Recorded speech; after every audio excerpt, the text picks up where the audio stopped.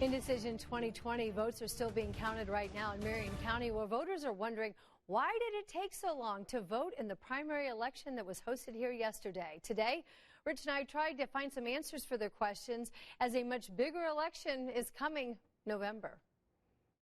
Many voters waited hours in long lines on a hot day to cast their ballots in Indianapolis Tuesday. It was a lot longer than I expected, but it took around 2 hours. However, it was good to see everyone out there. It shows that people are still getting out to vote. But only 22 vote centers were open, compared to over 200 typically, because of the coronavirus pandemic. We were trying to reduce risk by relying on less people, because it was much more difficult to recruit people to not only count absentee ballots, but also staff our Election Day vote center locations.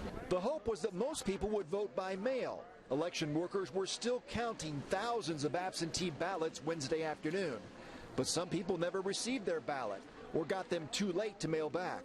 That's where I feel like the plan was not in place to manage that process, to have enough staff on hand. The Marion County Republican Party says Democrats were in charge of the election and failed. While the votes are still being counted a day after an election that was already delayed by a month, everyone can agree that changes will have to be made before the November general election.